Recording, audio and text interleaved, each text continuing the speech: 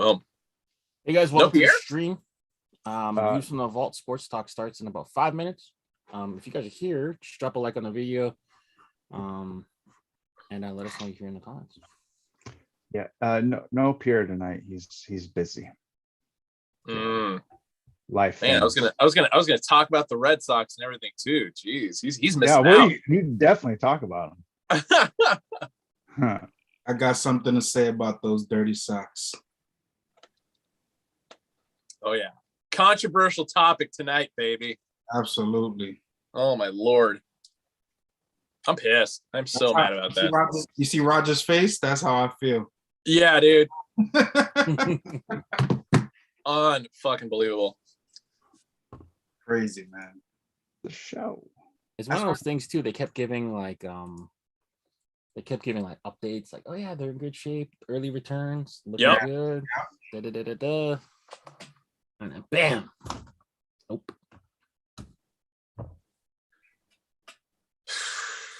And some of the guys that were like, obviously we're going to talk about it, but like some of the guys that were like, also on the ballot, that you look at like what they're getting, and we'll talk about it. It's like, how these guys not getting better percentages? Like some of them, not all, but there's a few of them that should be much. And I know some of them only been on a few years, so some of them is going to take longer than others. But when you see, I just keep going back to this guy, the one that got voted a few years ago on the Veterans Committee. Oh God, I forgot his name. Jesus. Ted Simmons? No, he played for a few teams. He played for the White Sox. Tim Raines.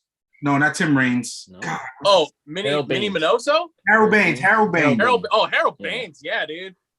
Yeah, Harold Baines. When you think about it, and he's in the Hall of Fame, it's like, come on, man, really? And he was just a compiler because he played like 22 years. And it's not like he had like some outrageous, stats as far as like what he did. Like, it's crazy. No, I mean, with him, it was, and I'll touch on this a little bit more. It had to do with everything that happened outside of baseball. Yeah. I mean, it was the cocaine trials of the 1980s, him getting caught up in that, much in the same sense that Keith Hernandez did. And it's just like, okay, why are we judging these guys based on shit that doesn't even happen on the baseball field? If this is about playing baseball, playing the game at the highest of calibers, and we want to commemorate that, focus on that. Don't focus on, whether some guy snubbed you for an interview. Like, that's fucking, I'm gonna save my energy on that one. No, for sure. Definitely. But I know where you're going. I completely agree with you. Yeah. So, I mean, because Ted Simmons is like the primest example, and that's why I thought you were bringing him up. It was a guy who, missed his 15 years, then had to go through the second Veterans Committee vote for him. And it's just like, Ted Simmons did no wrong by anybody. He was the victim of playing for the Brewers as a catcher during the years when Carlton Fisk was the best catcher in the American League. Yeah. Then he started his career with the Cardinals, in which case Johnny Bench was the greatest catcher in the National League. So he never won a Gold Glove, but he's the most prolific hitter in the history of baseball as a catcher, not named Yogi Berra, not named Ivan Rodriguez, because Ivan Rodriguez then became the all-time hits leader as far as catchers, but that's long after Simmons retired. And it's just like, really? You're keeping this dude out? For why? Exactly. It's crazy. So, yeah. So needless to say, when Simmons got in, like, I was ecstatic. Like, I don't know the guy, whatever. But I mean, as far as a statistician and lover of baseball, it's like, yes, this is a dude who deserved to be in a long ass time ago, and it's about goddamn time the right people put him in. Exactly. It's just, I think with time things might change because of the newer generation coming up, the writers, and God, I hope so. But we'll see how that goes. That's my biggest fear, is just like, okay, even like kids today. I mean, it's like, who's going to come up and like really carry the torch as far as being like Jeff Passan is a prime example of a guy who is just like, he reads to the black and white bullshit. Like he's honest, but he's also willing to accept, like, this guy kind of fucked up for this one reason. We have no evidence in regard to why we hate this guy, why we're keeping him out, et cetera, et cetera. And it's just like, yeah, we need more people like that. Yeah, for sure. Bryce, Donovan, long time no talk. Yeah, we're live. We're live. Nano, Pella, Tariq. Oh, Jason Hill's here. Welcome. Nice. You guys are here. Let us know in the comments. Love to hear from you. Oh yeah, and then obviously I'm part of this, but yeah, I gave you guys the big shout out at the end of recap today. I had to. I've been meaning to do it the last couple of weeks, and it was right in my goddamn hand the entire show. Like I need to do it this week. Oh shit! I need to go back and watch that then. Oh yeah, I was gonna say it's like the last 5 minutes. It's after I do the talk about the hats and the drops and stuff like and that. The stores and all that stuff. Yeah. Oh yeah. Yeah, it's not a complicated drop this weekend, but it's just like there's just a lot of moving parts to it that it's just like I got to get all this out so everybody knows what the hell's going on. Right. Definitely. It's all the horror stuff. The horror stuff on Friday, but the other collection that was supposed to drop Friday is getting pushed to next week. So in store, we're actually dropping them before they drop online. So nice. Yeah. Nice. Locals eat first, right? Locals eat first, baby. That's it. That's good. Except Hat Club Des Moines, I think, is going to be closed on Saturday. So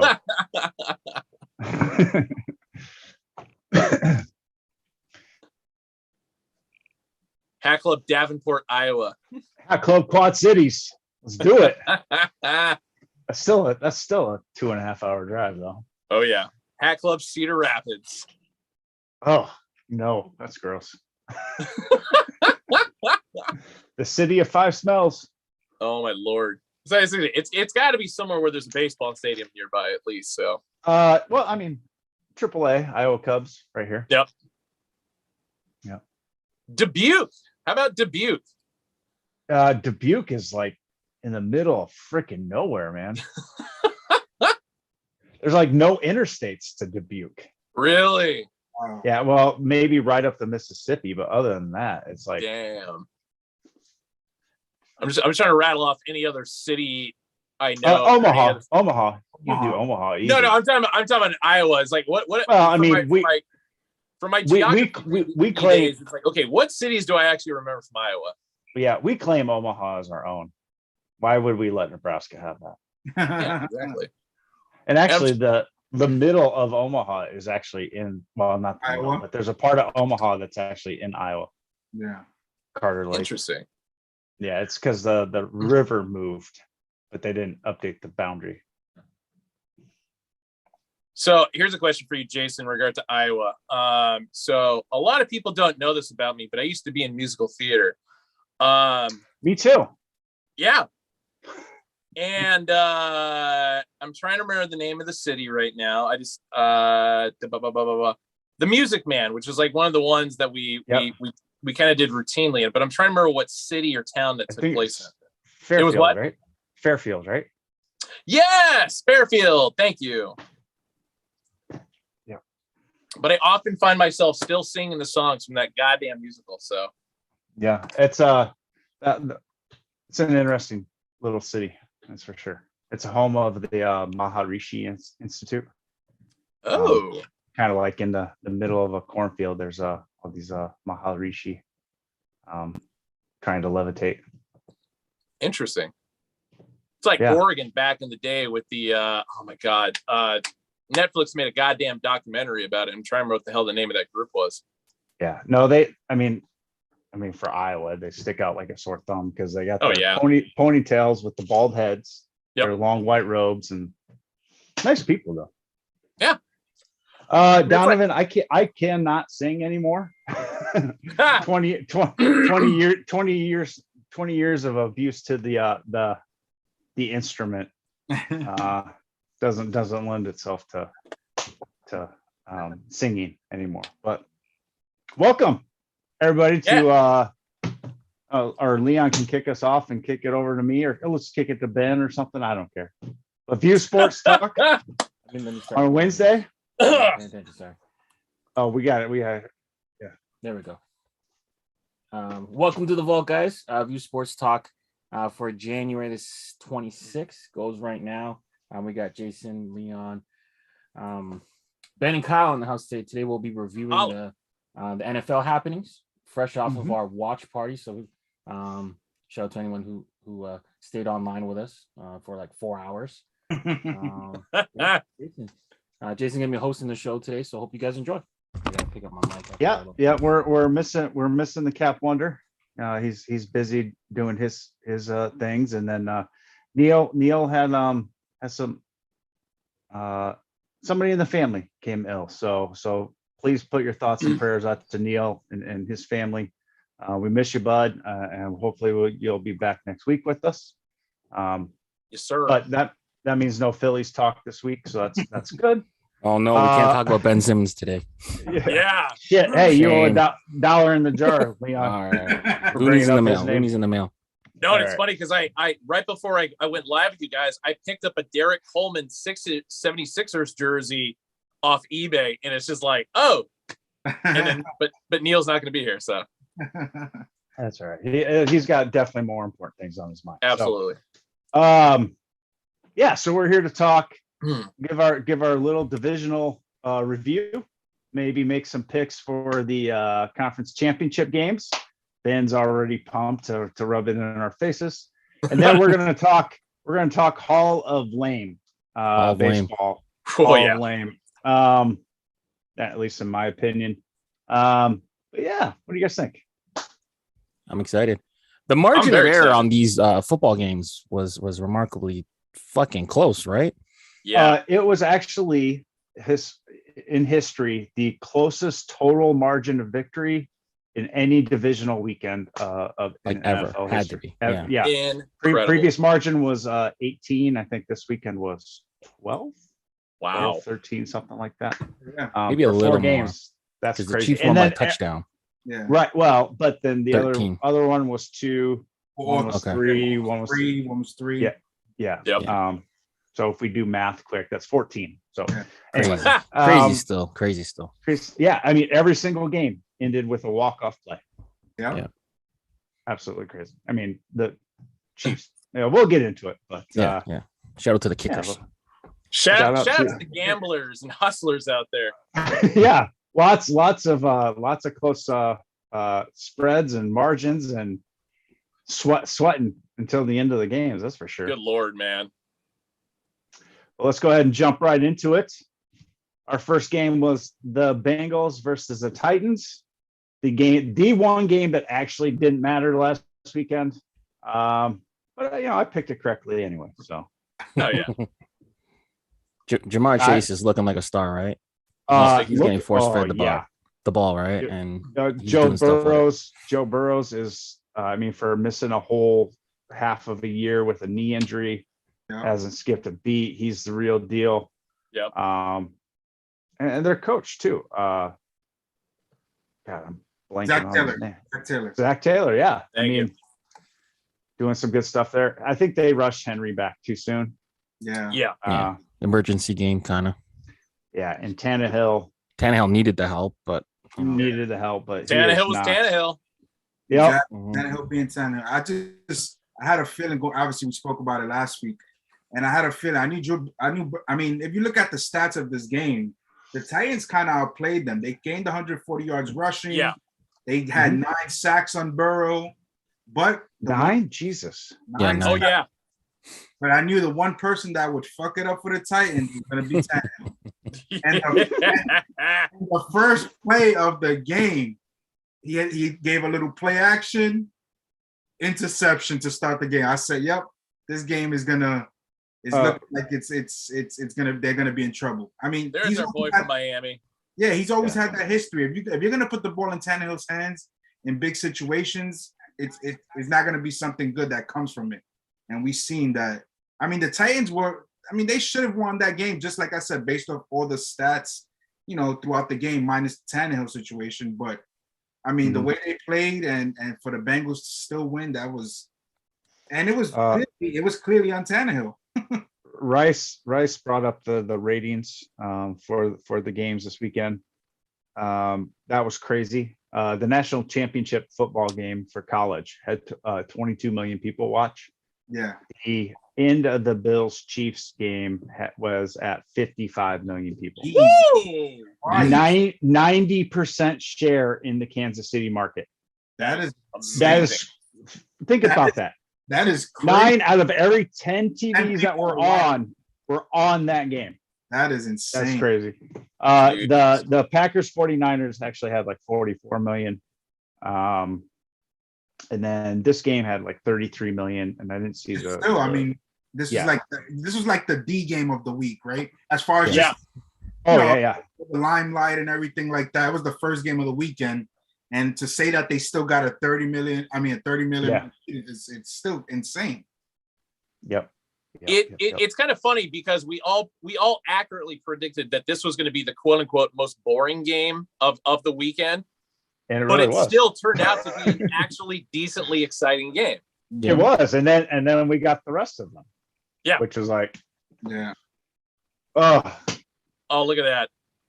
Oh. Look at that little Shaka Brody pin on the correct side.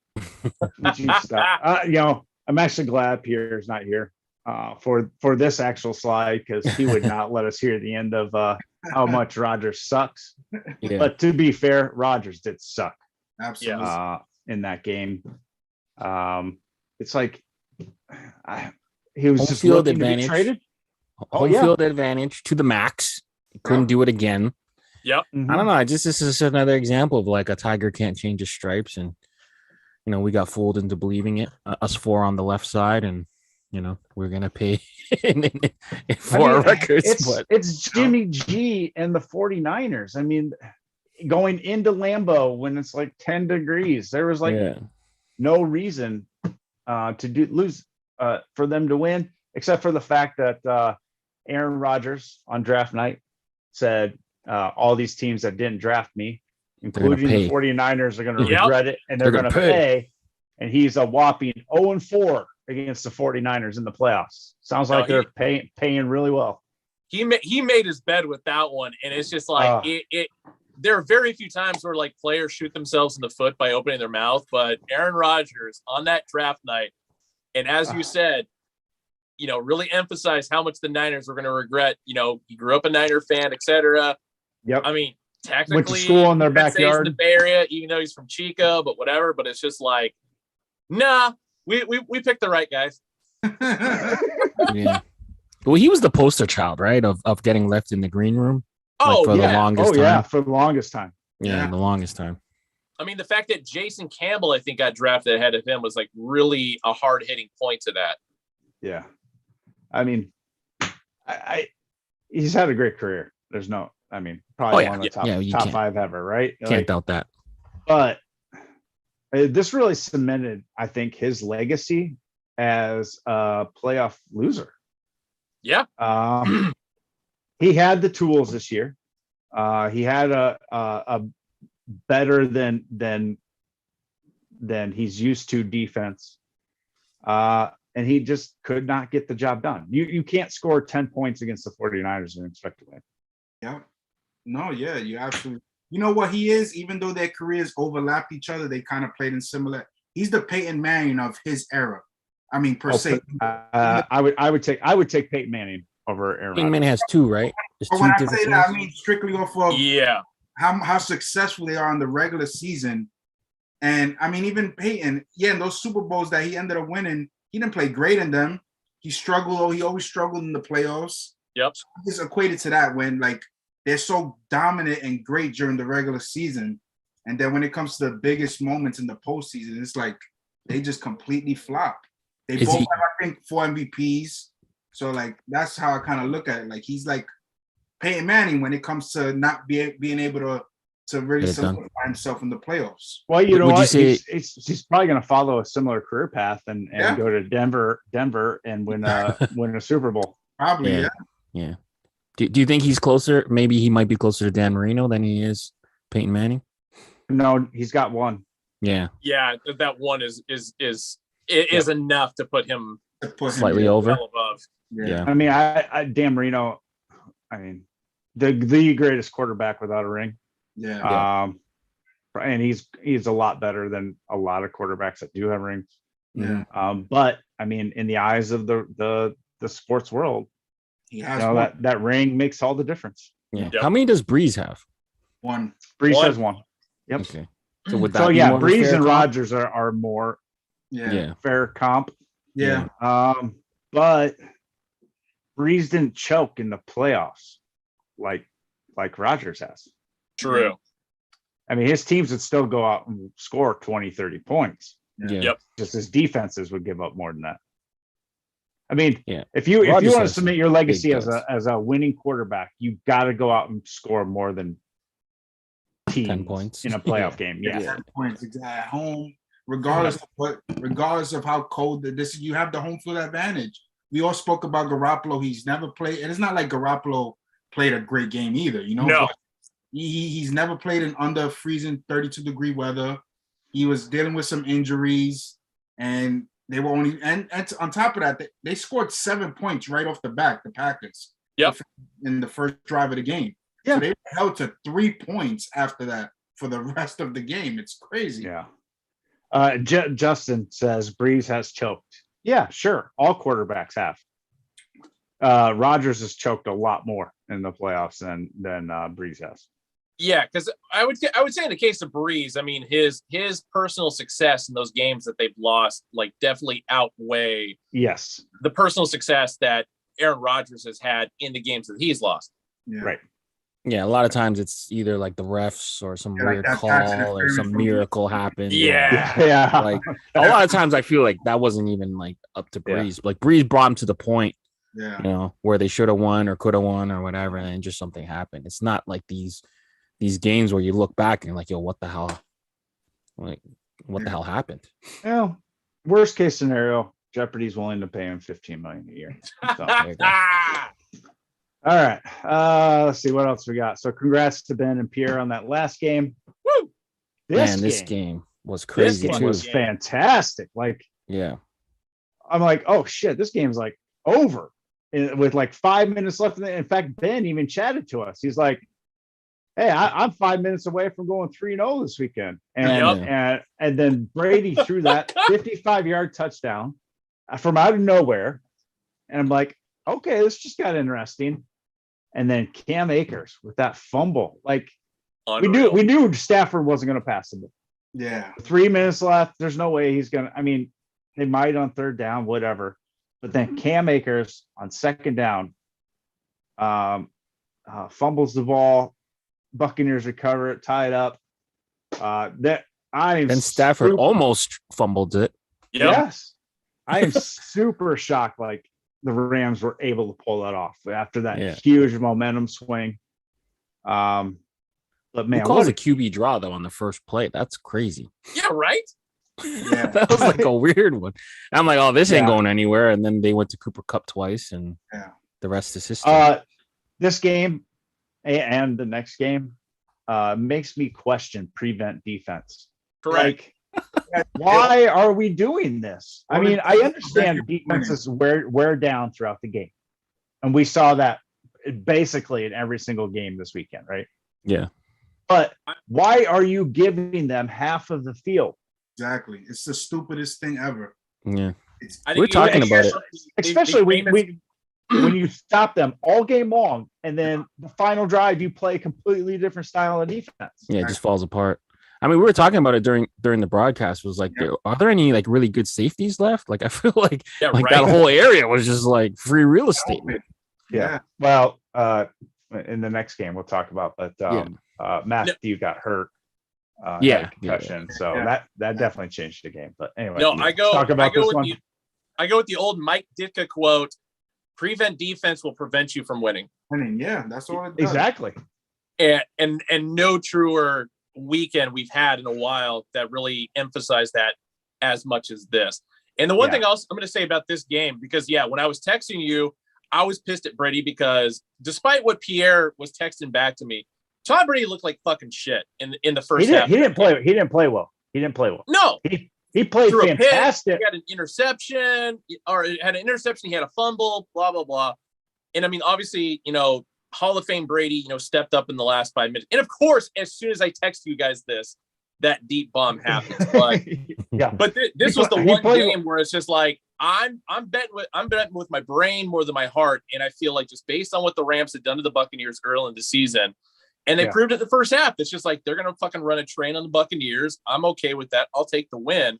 But, oh, my God, that shit was dicey. Yeah, it was a roller coaster. Honestly, the Rams should have won by a lot more. Because Yes. Akers fumbled that ball right before halftime as well as they were driving. Cooper Kupp had a fumble. Yep. The center snapped the ball over Stafford's head. Yeah, to me, this was more so, like Ben was saying, and you just said, Jason, they should have won this game by a lot more. It's not so much that Tom Brady I'm not shocked that he did what he did at the end of the game, but it was more so the Rams allowing them to actually get back into the game by the couple of fumbles, that misplaced snap by the center.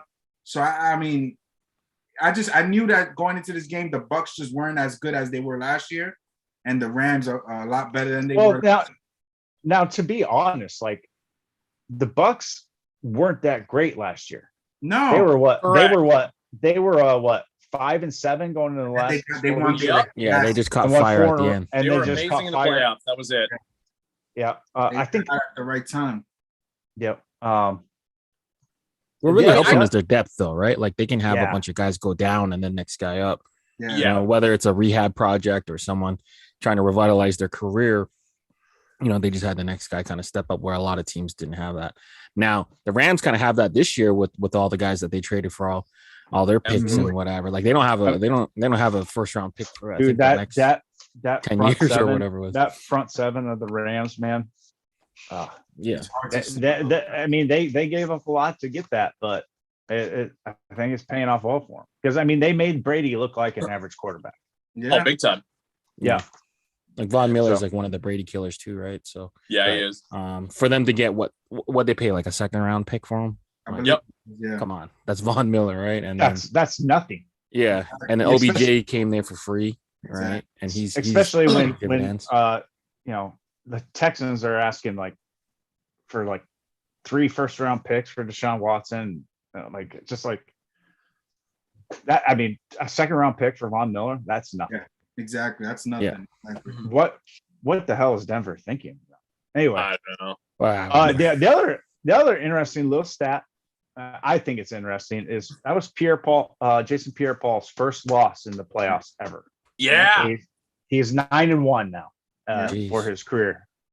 So And he actually had a decent game. yeah, No, the one thing I go back to with the Rams, and this throws back to the last game of the regular season between the Niners. I want to know what Sean McVay's mentality is as a coach, because first half of this game and the Niners game, all gas pedal. They were beating the brakes off of both those teams. But somehow there's a game plan change for the second half, and it really makes me question, like, what the fuck are you thinking, Sean? Like, go for the kill stroke. Quit trying to just, ice the game with, these little run plays and killing the clock. I never understood that in football. I never understood that in basketball, especially at the professional level. I get it in amateur sports. You let up a little bit, right? In fact, some of the amateur level actually has rules that force you to let up. But at the professional level, if you are beating a team like that, you put the foot on the gas, you put the foot on their neck and finish them. Yeah. Why change your style? Yeah. I think he's obviously overcoaching. And he's a young coach, and they tend to do that because they tend to think they're smarter than everybody else, which he probably is, but they tend to overcoach instead of just letting things happen naturally. Yeah. Would I know this isn't as big of a stage, obviously, but would this have been on the level of like the Atlanta Falcons meltdown? No. Yeah. If they would have lost, yes. Yeah. Yeah, it would have definitely. Obviously, the Falcons is in the Super Bowl, so that's the.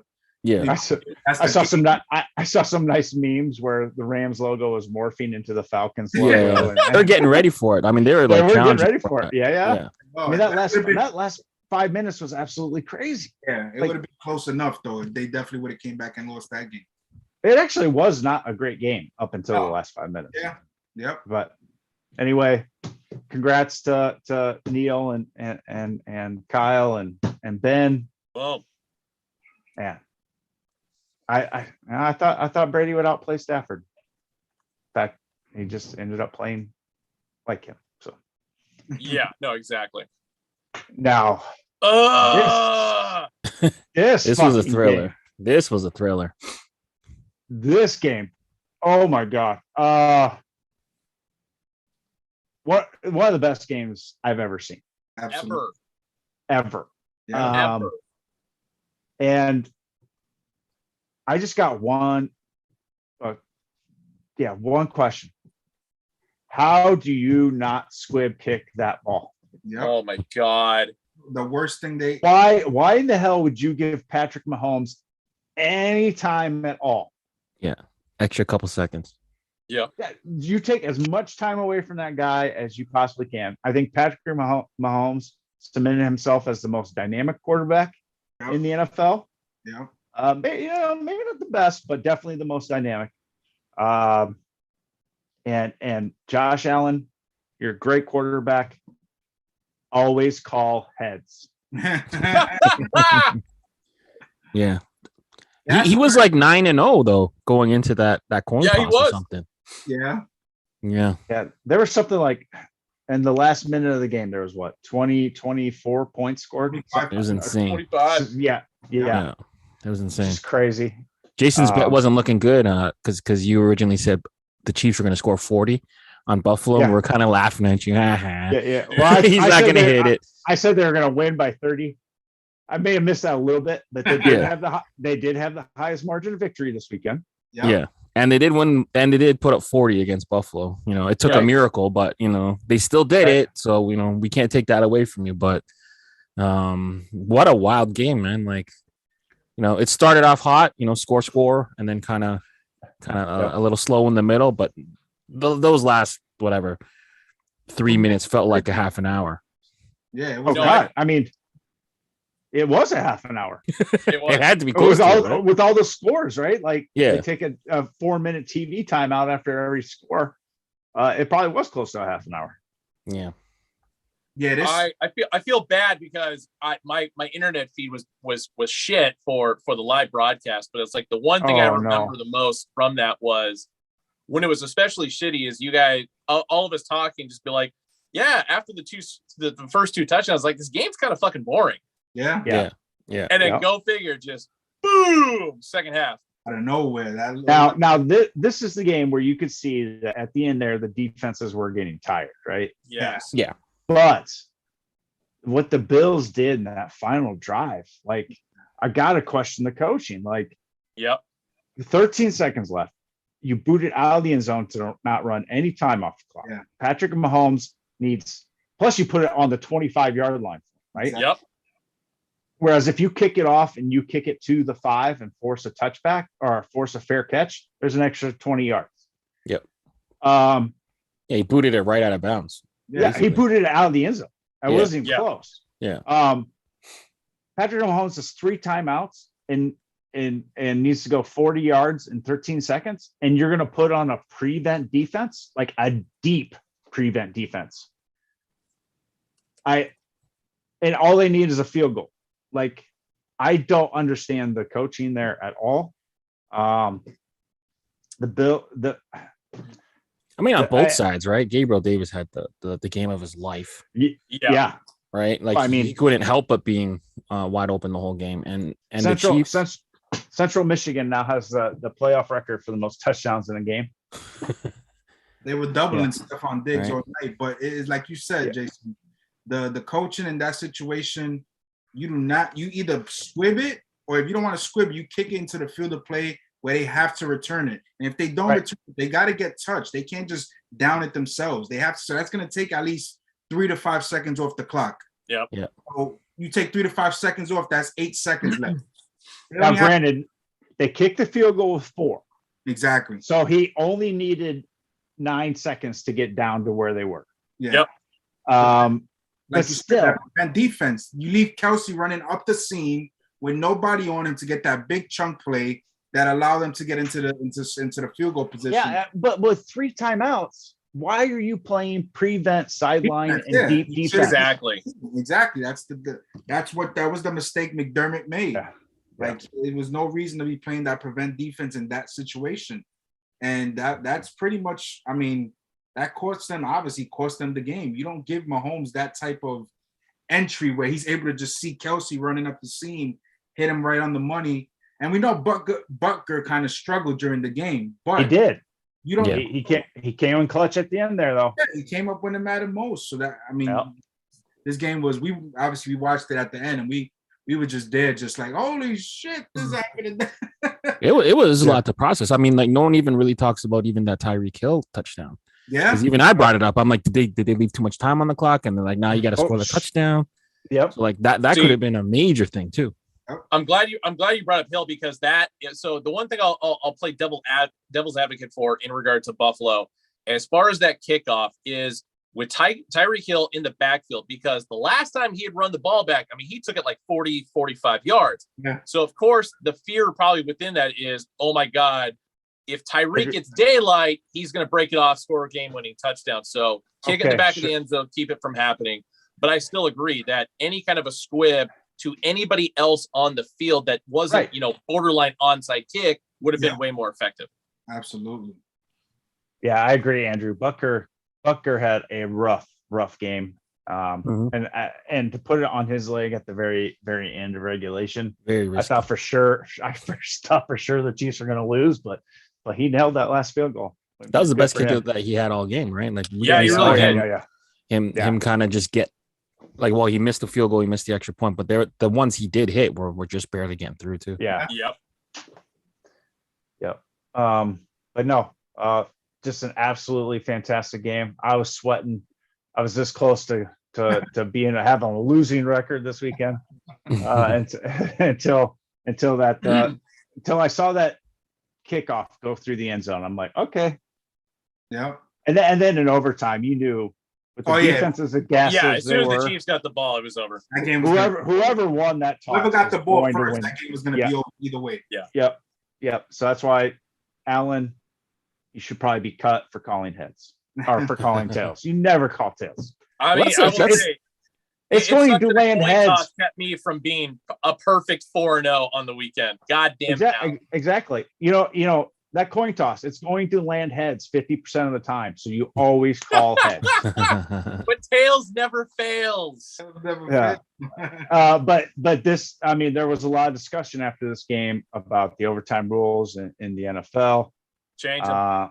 They have to. I mean, why can't we just play an extra quarter? Well, let alone somebody brought this up that the one team that really tried to petition was the Chiefs, and everybody shut it down. And it's just like, all right, cool, we're gonna make a bite in the ass. It's funny how it works sometimes, though, right? But this is this is the equivalent of a team hitting a 3-run home run in the top of the 10th inning, and then your team don't get the bat. No, it's the equivalent of like the NBA. Okay, it's overtime. We're gonna shoot free throws. Whoever makes it first wins. I mean, like, it doesn't make any sense. It's like, I don't know. They should just play. I know there's player safety is a huge issue these days, and that's why they're super hesitant about just playing more football or just adopt what they do in college, where each team.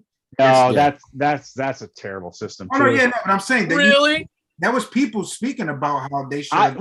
No, it's a terrible system now.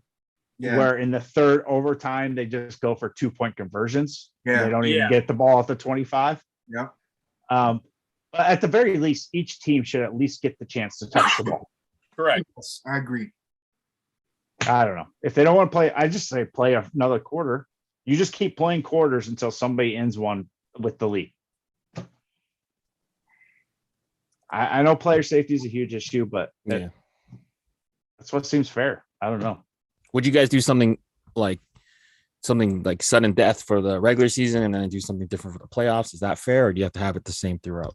No, I don't care what they do in the regular season. In fact, I'm fine if they just don't even have overtime. Just end it in a tie. Season. Just end it in a tie. Like soccer doesn't have an issue with that.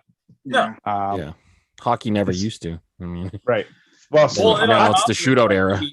The one game that did end in a tie this year, it was just like, it actually like really was interesting how it impacted the postseason standings. And it's just like, that changed everything.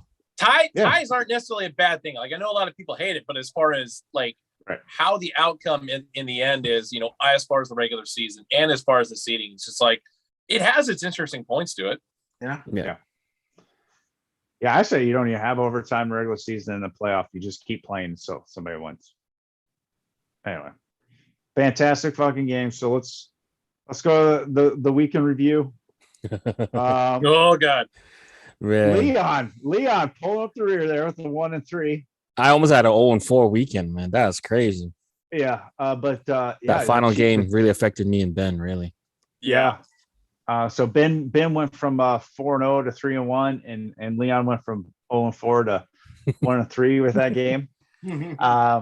But the rest of us went 2-2. Yeah. So overall record, if you're following our advice, you would be up big time in your bankroll. Yeah. I'm just saying. Well, maybe not with my parlays, but just go for the money line. Just go for the money line. Go for the money line, and you should be good. So let's quickly review the games we got coming up this weekend. Should be some 2 epic matchups here. We got the Chiefs and Bengals, Rams 49ers. Oh, what? Oh, damn. I'm doing different navigation because of these slides here. So there we go. Chiefs, Bengals. Anybody taking the Bengals? I am. I think Joe Burrow and company, and let alone even what they did against the Raiders. I think they have the momentum.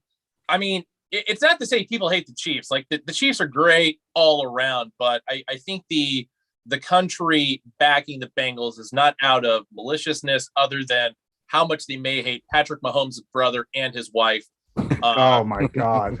But I got to go with the Bengals. I think the championship mentality that they have and the success they've had and how great of a story it's been on the season, especially for Joe Burrow coming back from a horrific knee injury 2 years ago. I got to back the Bengals on this one. I know Pierre is back in the Bengals. He didn't give me any reasons why, except other to be different. Neil was Leon. Do you have Neil's pick? Neil's going with the Chiefs, so that's why Neil's going with the Chiefs. Yeah. Okay. I feel like Neil was split on account of the red, so that's respectable. I think Neil's going to always go with Andy Reid. He's got to find some type of Philly connection. Yep. Leon, who you got in this one? All right. I mean, Bengals are on fire right now, but like we kind of broke down. They did let Burrow get sacked 9 times. They're a great story, but if we pull up like the Max Kellerman, fate of the universe on the line, Martians had the death beam pointing at Earth. QB you're picking, I'm picking Patrick Mahomes, so I'm gonna stay riding with the Chiefs. I really hope your scenario doesn't happen this weekend. I mean, it's really just a matter of time at this point, but I just hope it's not this weekend. Kyle. So I think a couple of weeks ago the Bengals actually defeated Kansas City in Cincinnati. Yes, they did. They have the weapons on offense to be able to compete with Kansas City. Chase, they have Mixon in the backfield. Joe Burrow's been playing great. It's just tough for me to go against Mahomes, man. It's going to be tough for me for them to beat the Chiefs. I think when it comes down to it, Mahomes he's incredible, man. Some of the stuff I was seeing in the last game, you just don't see that from quarterbacks now, man. And it's going to be tough for them to stay in the game. They're going to have the home field advantage. Will this be a close game? I believe it will, but I'll give the upper hand to the Chiefs in this one. Did everybody look at the line for this game? I didn't, but I can look right now. Yeah, why don't you look that up quick? Lewis in the comments mentions that he's going for the Bengals because he's a Broncos fan and he hates the Chiefs. Nice. I agree with you. The good old spike pick, Lewis, that I hate the Chiefs as well, being a Raiders fan. With that being said, it's going to be hard for me to pick the Chiefs. The Bengals just aren't there yet as a complete team. Patrick Mahomes is playing his best football right now, and that Chiefs defense is pretty good. Now they're going to struggle with the Burrow and Chase and Mixon, but I think the Chiefs win this one. What's the line, Kyle? Chiefs by a touchdown. By a touchdown, yeah, -7. Yeah, go ahead and double that. They win by 14. All right, but the Bengals have beaten the spread in 6 straight games, so and it's going to stop there. So it should be a good game, though. Should be a good game. Bengals really impressed me this last weekend. I think they're better than I thought they were. Yeah, I just don't Great think story they're too, right?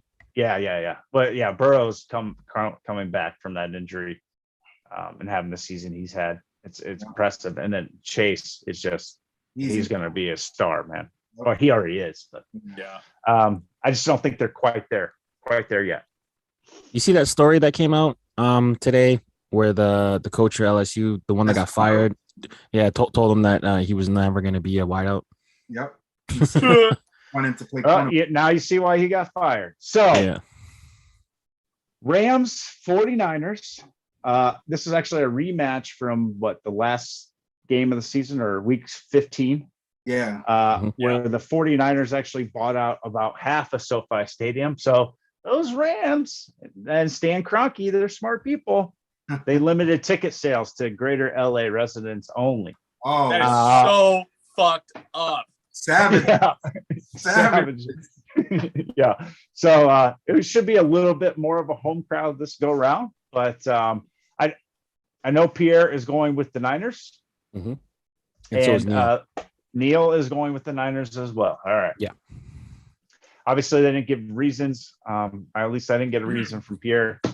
Well, Neil said it was a rematch of some Super Bowl sometime. So. Super Bowl 16 and Super Bowl 23, which is exactly the route that I'm going. You use the best photo possible of George Kittle there with the three fingers up to make it a perfect 3-0 that the Niners will drop on the Rams this season. Wow. Okay. Hey, every time since we started talking about football that I've been on the Niners, they have come through. So that's true. I'm not a Niner fan, but as a kid in the Bay Area, I gotta back them. Let's see what Kyle. So going into the season, I thought the addition of Matthew Stafford would be tremendous for them over Goff. Mm-hmm. I thought he was just a major upgrade for them. He's been playing great as of late. I think with the additions of Von Miller, with Odell, with the other weapons they have in Donald and Jalen Ramsey and Cooper Kupp, and we can keep going. As good as San Fran is on defense, I think Stafford's going to do it, man. I think he's going to take this team to the Super Bowl. I had them winning the Super Bowl. I have them winning this game. I got them going up against the Chiefs. Rams versus Chiefs. All right. I would hate that Super Bowl so much. Leon. This one's tough because San Fran's playing some of the best football they've been playing in a long time. Deebo Samuel and George Kittle are amazing playmakers, but I think the league wants the Rams to host the Super Bowl. So there might be some ref nonsense. The Rams are hosting the Super Bowl, regardless. Well, they want them to play there. Yeah. They want them to play in the game. So I think there might be some weirdness happen. So the tinfoil hat in me has the Rams. I mean, they've mortgaged their entire future. They built that nice little stadium there. Nice little, yeah. Well, $5 billion is a nice little stadium. Yeah, so I think it's in the cards. Stafford exercised some demons. That game, if they would have lost that game, I think that would have broke them. But they won, so I'm gonna go with the Rams. I'm probably gonna be wrong, but whatever. I'll take the Rams. They also minus 3.5. Minus 3.5. All right. Yeah. Speaking of stadium, how do you build a $5 billion stadium with the roof, but don't put windows around it to prevent you from getting rain delays and lightning delays? I'm like, come on. At least put removable windows in there so you can just close them if the lightning comes. I mean, obviously Southern California is not used to getting rainstorms and stuff, but anyway.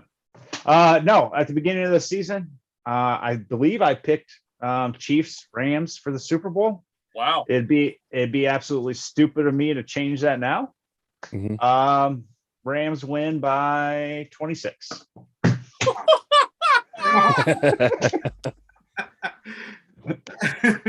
right. Okay, probably not 20. 2 to 26. Wow. Yeah. Line's 3.5. I would take the Rams. Yeah, you can have the points.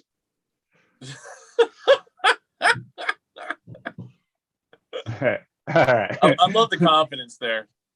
That's not confidence, it's stupidity. If you look at my numbers, you would not follow my betting advice. But oh Lord, there should be some exciting games. Super Bowl. We'll do Super Bowl MVP next week. And all that stuff. So anyway, moving on. Hall of Fame announcements was last night. And I mean, people have been tracking the results for a while now, so it wasn't really super surprising when they were officially announced. But David Ortiz was the only one to be voted into the Hall of Fame this year. That's wild. Insane. I think it's wild he's the only one. But I think he definitely deserves it. He had as a designated hitter, there's probably no one better in the game except for maybe Edgar Martinez. Yes. But for a power designated hitter, he was clutch in the playoffs, in the World Series. Minnesota screwed up by getting rid of him, but they weren't utilizing him correctly. Anyway. Yeah. Thanks a lot, Gardenhire. Yeah. But yeah, Poppy to the Hall of Fame. Guys' thoughts. I mean, it's not surprising, right? What's kind of weird, I guess, is all the other, like, I don't know too much about whether he failed. Did you have other slides here, Leon? There's one more after that talks about the people that are going to get cut, the less than 5. Let's just talk about Ortiz here, though. Yeah. So I don't know. Just I thought he was clean, but I guess he was. There's some reports to saying that he wasn't. So it gets weird on like he was in the Mitchell report. Yeah, he got suspended for something. They said that they. Well, I don't know how true it is or whatever. They said there is some sort of failed test in 2013 that got buried or whatever. I don't know. Yeah. So it's hard, right? But if you're just looking at the player, like who was more feared than this guy after the 7th inning, man? I've watched it a lot of times. Him just crush the souls of the Blue Jays for years. I mean, we've had to play him, and what a great player. But it gets weird when certain people get scapegoated and then he doesn't. And I don't know. It's one of those things. But happy to see him go in. So one thing with him was he was always pretty personable and friendly. Yeah. With everybody outside of the actual game. Mm-hmm. So I think he gets might points be why that, yeah. He gets points for that. Sure. Yeah. Yeah. See, this is the thing that pisses me off with the Hall of Fame, and specifically the Hall of Fame writers who think they have, they walk around. Oh, they think they're gods. Yeah, they think they have like this God complex that I'm gonna allow who I want to go into the Hall of Fame. Yeah. So listen, I think Ortiz is definitely a Hall of Fame player. I do not disagree with him being in the Hall of Fame. I think he deserves it. He's worthy of it. The stats, if you look at his numbers.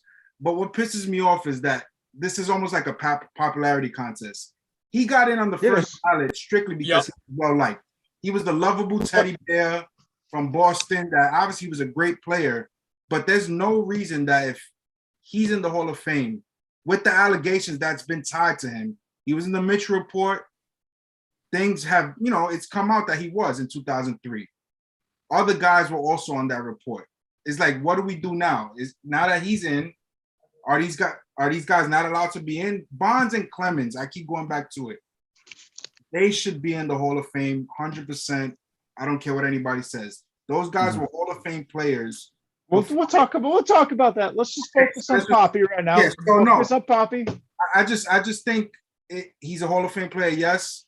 But the way Manfred also a few years back said that was possibly a false positive, and a whole bunch of stuff has come out almost to make him look like a good guy. Not that he's a bad guy. I mean, there's no doubt he played in the steroid era. He had to have been taking steroids.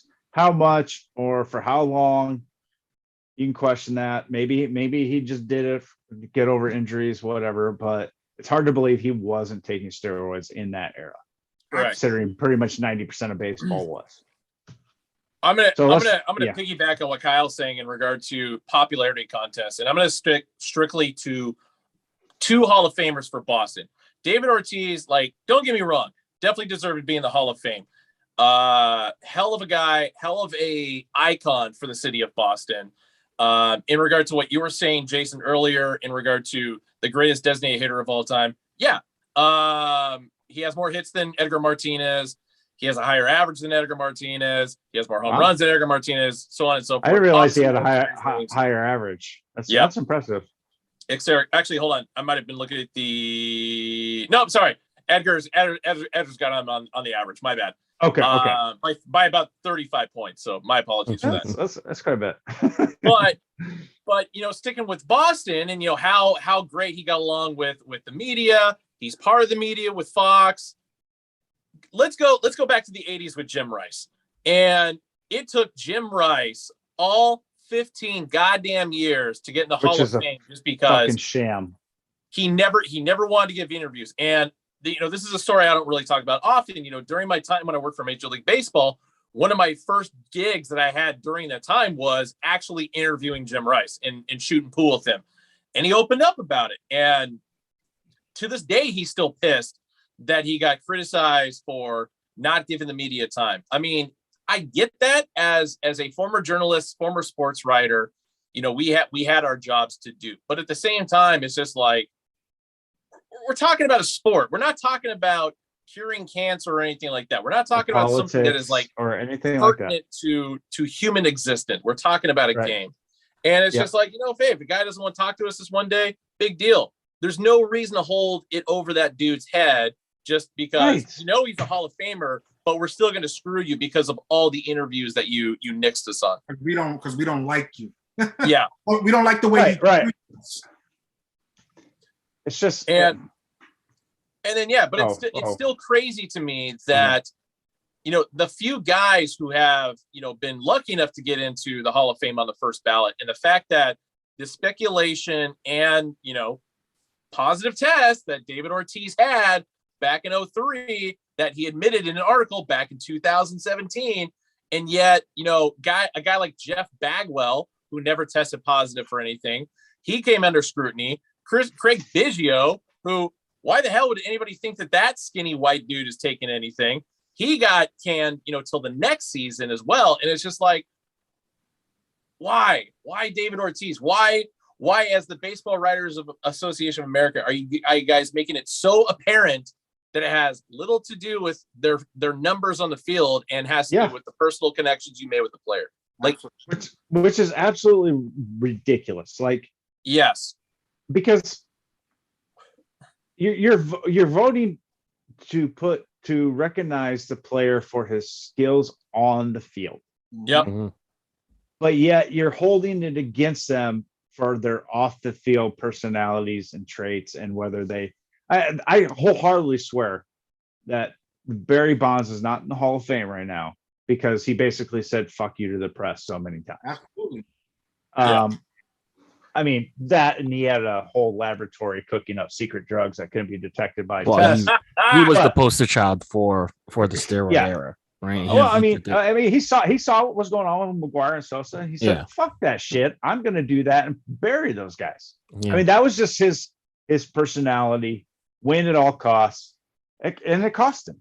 The main issue is precedent, right? So it's like, we get picky and choosy on who we let in and don't let in. So like, do we go back? But it's so stupid. And the whole argument of, and Kyle brought this up earlier, whether he's a first ballot Hall of Famer or not, fuck that shit.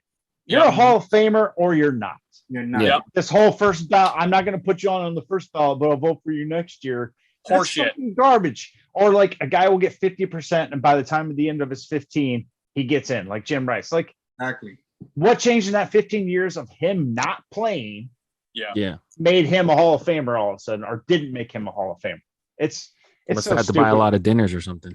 But just because like fucking 90 years ago, some writers didn't vote Ty Cobb in or Babe Ruth in on the first ballot, you're going to hold that against every other player for the history of the game. Yeah. I'm like, Yeah. come on. And this is why, from the voting process, I have so much more respect for every other sport that has a Hall of Fame. Because, like the NFL, the only reason why certain guys don't get in is because they have so many guys that they're so backlogged in who are still trying to get in. Yeah. But it's like they're going to get in, but it's just, we can't have, 30 people going to the Hall of Fame this year. We just need to limit it because of time, because of attention, etc. Same kind of goes for the NBA, same kind of goes for the NHL. Baseball is the only sport where it's just like, it's so abundantly apparent that it's a political game. It makes me fucking sick.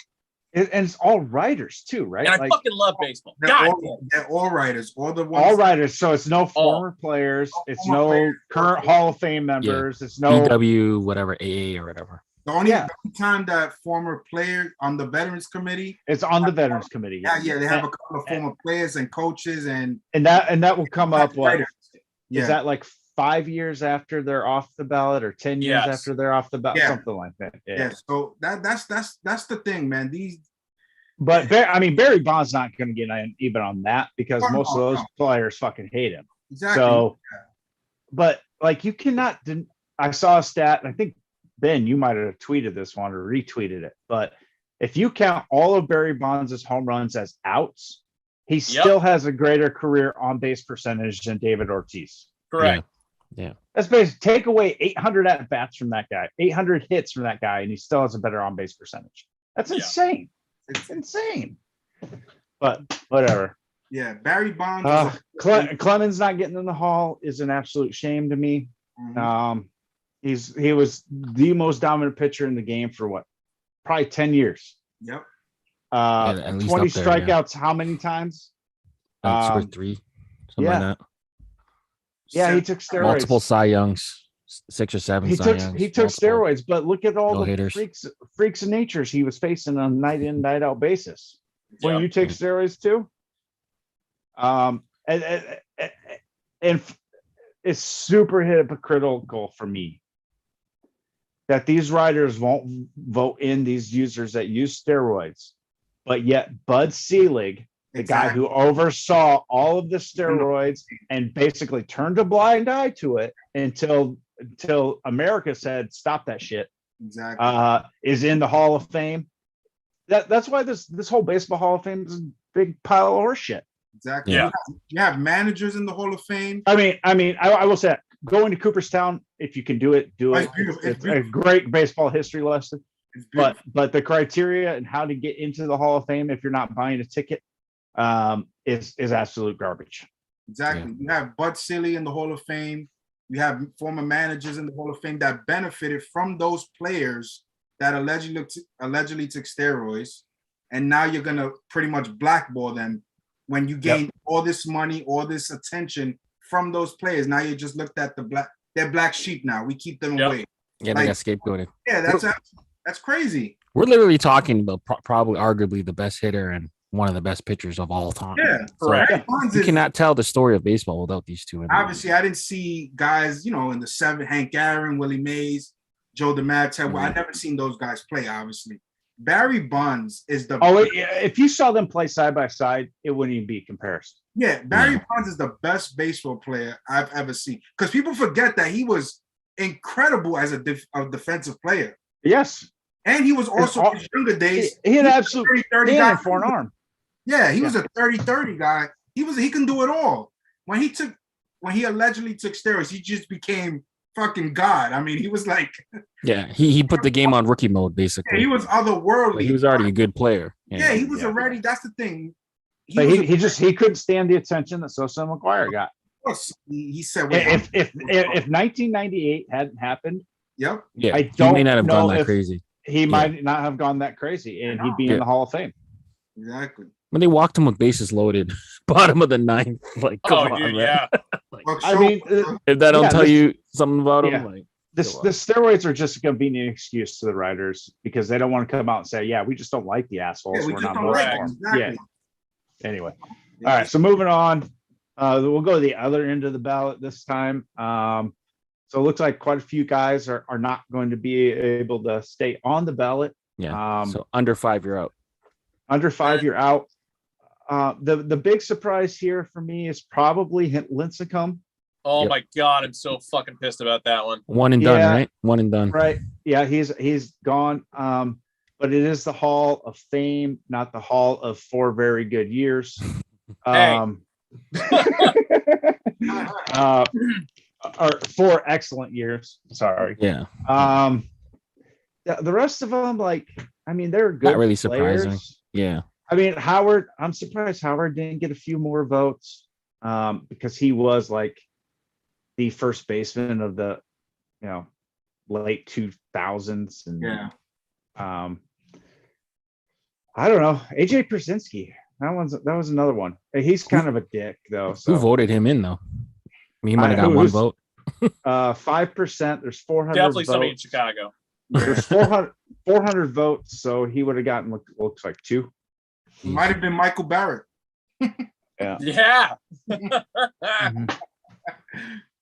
Yeah. No, this list is not. I mean, like you said, Jason, this list overall. I mean, Torrey Hunter had a great career. Torrey Hunter is a little.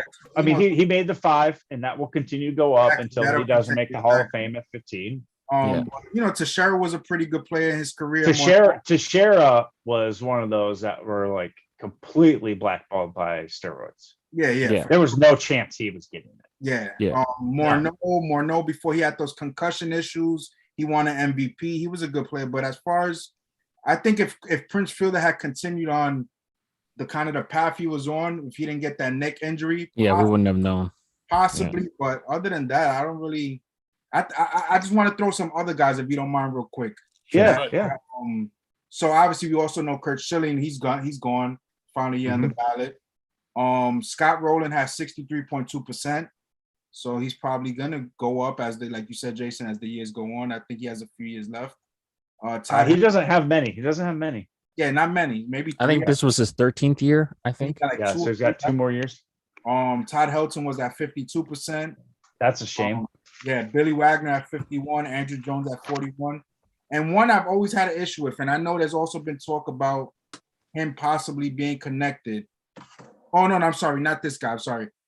Jeff Kent. Yeah, I'm not saying he's been connected. I think that was kind of an odd one to see him fall as far as low as he is. And how he's one of the better second basemen of his generation. I know defensively he wasn't this super great Gold Gloves defender. But offensively, he was in the MVP race for a few years. Like I don't understand how he's not looked at as a better, on a higher ranking. Jake Peavy not getting a single vote. I mean, for the amount of triple crowns he won with the fucking Padres, like that is an absolute insult. Yeah. I think we should just start our own Hall of Fame. That's it. Yeah. First inductee, Kyle Lowry. Let's go. Okay, well, maybe I don't have such a good idea now. So Kyle and Ben, we're gonna start our own Hall of Fame. That's it, dude.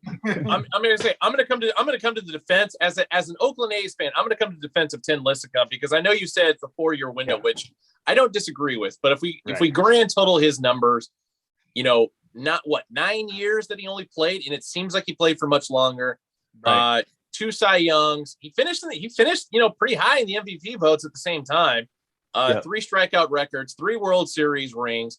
And the one player that I always give as a comparison, if we're talking about a short time frame for a career, but for a guy who's in the Hall of Fame and it makes you scratch your head, it's always Ralph Kiner for the Pittsburgh Pirates.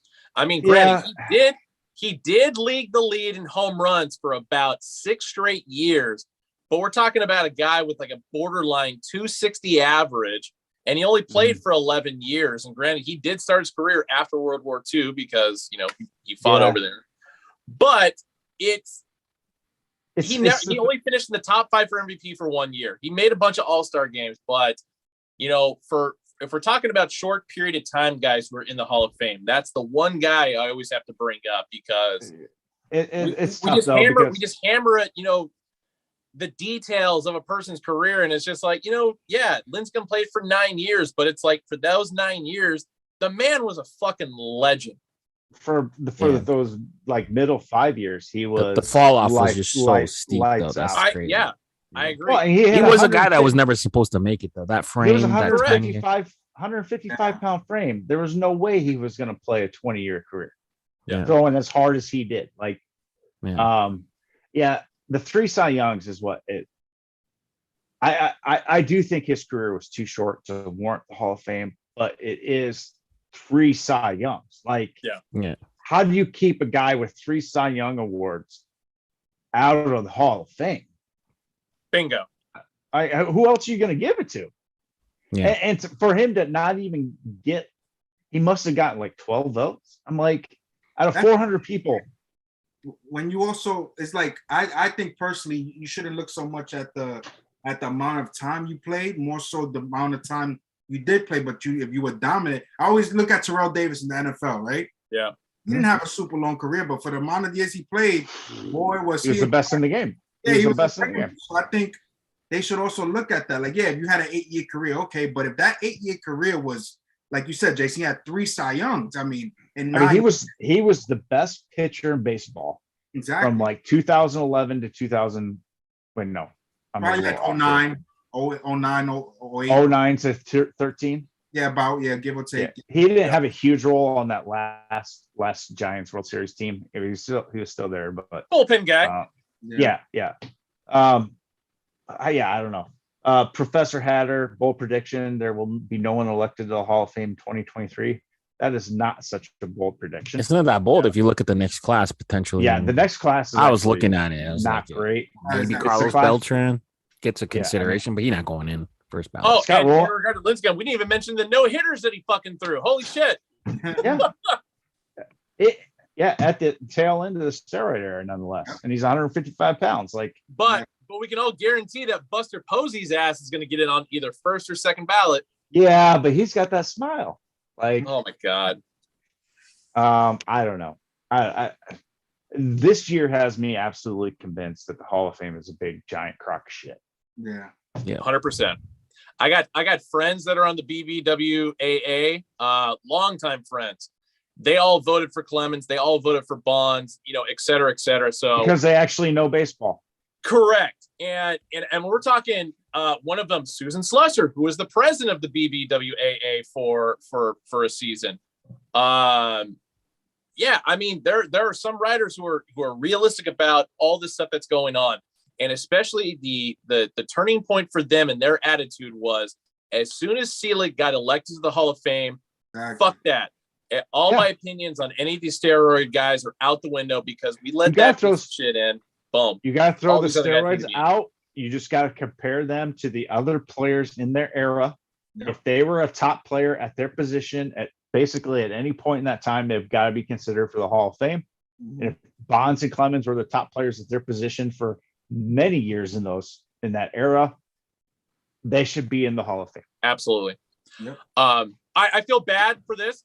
I got a stranded fiance at the train station right now. I got to dip out. We're wrapping up. I had to get that one thing off my chest, but yeah. I will, Thank you. See you guys next week.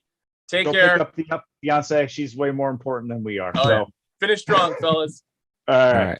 See you guys. We were actually just about done anyway, but yeah. Thank you, Ben, for joining. Thank you, everybody, in the comments. Any final thoughts, Kyle? Yeah, give us a good Kyleism before we wrap. I'm not good with that, but I just think it was bullshit. It just is disappointing to see that, the Hall of Fame, like we've spoken about, it's gotten into this, it's gotten to this where it's almost like a character thing now. I want these to be strictly voted on or not voted on their play on the field. We spoke about Schilling. Yeah, Schilling, he says some horrible things, right? We get it. Yeah. But all of that was done after his playing career was completed. Why wasn't he on his stats alone not being in the Hall of Fame? So I just think it's a popularity contest. I think it's disappointing that some players haven't got in and probably will never get in because they weren't liked, not because of what they did on the field. Fucking T.O. is in the Pro Football Hall of Fame. Mm-hmm. He was the most hated player in basically sports, especially from their media. And he's still in the Hall of Fame. I think all this precedent about off-field shit was set when God, what was this? Joe Morgan. No, when Pete Rose, Okay. who was the commissioner at the Oh, that time? was I know. Oh God, I forgot Rose. his name. I know he. I remember. I know. Commenters. But when he was banned from baseball for off the field issues, I know the manager betting, blah blah blah. That set the precedent for it. Like Exactly. That was. but one. anyway. But yeah, why are we giving this much power to freaking like Baltimore Orioles beat writers? Like I don't get it. Like That's the thing that's upsetting. That it's like, why? Or Florida Marlins beat writers. What the fuck do they know about baseball? Like they haven't seen baseball. Francis Vincent. Oh, Ray. What? Yeah. Anyway. Fellas, thanks for joining me tonight. Good show. Yeah, good show. It was fun. We're a lot of agreement on a lot of things. I mean, the games will figure out who's right and who's wrong here. I mean, it's a coin flip at this point, right? I mean, right. I mean, like, yeah. Oh, Paul Giamatti. Thank you, Rice. That's who it was. Right, Paul. Yeah, I remember. Anyway, yeah, should be a fun weekend though. I hope the Bengals can play up to the Chiefs and make it an actual game. Not Paul. Yeah, we could have a weekend like we just had this past weekend because I don't have a rooting interest in it. As long as it's competitive, good games. Yeah. That's all I ask for. Exactly. I guess this is thank you. Your... I had fucking billions on the brain when I said Paul Giamatti. Yeah. He is related though, I think. Are they? I think they are related. Great actor. Yeah. But this is your standard reminder. Make sure you guys join us on the Discord. We got it pretty popping now. The Discord's been live for about 10 days now. Let me get a head count right now. I mean, if you're not there, I don't know what you're doing. You're missing out. But we're up to 935 members of the Discord. So and it's what? It's just discord.gg/views from the vault. Mm-hmm. You can find it in the link in the bio of the Views from the Vault Instagram. And speaking of the Views from the Vault Instagram, we are running a contest right now to win. I believe the initial number was 3, but Pierre upped it to 5. So we'll have 5 winners announced on This Week in Caps this week. Go to the IG to check out the contest details. Very, very easy. Make sure you're subscribed to the channel. Rose gold pins, man. Yeah, they don't shoot well in pictures, but they're beauties. Yeah. So get your chance to get those. Those are meant for friends and family and not meant to be resold publicly. Although you can do whatever you want with it once if you win. But those are offered to almost anyone. So enter for your chance to win. Don't complain when other people do. But you have your chance. So all you got to do is subscribe to the channel, which if at this point, if you're not subscribed to the YouTube channel, I don't know what to tell you. And then join the Discord and then send us the proof that you did both, and then you'll be entered in the contest. And tag 2 friends. Yeah, Kyle is not eligible to win. Well, he already won, so he's a winner in our books. He's already getting one. So, but anyway, thank you, fellas. Yeah, take us away. Yeah, I think you already did though, but. Yeah, and make sure you're tuned in tomorrow. Tomorrow we have a really important live. We get on with the president, not the United States, but it may as well be in our hatland. In our world, yep. The president of Lids will be joining us to detail Lids HD. So make sure you tune in for that. And then obviously This Week in Caps goes Friday, and then Views from the Top Rope goes Saturday. So make sure you're. We're not doing Views from the Top Rope this Saturday. It's Royal Rumble, so go enjoy that. Okay, enjoy that, and then we'll talk about that the week after. Tap In Tuesday will be back to its regularly scheduled programming next Tuesday as well. So, we're just getting caught up, and thank you for everyone for rocking with us. Until next time, Jason, Leon, and Kyle, and Ben, who's en route to go pick up his fiance. We're signing out, guys. Stay fitted. Hope you guys have a blast. Take it easy.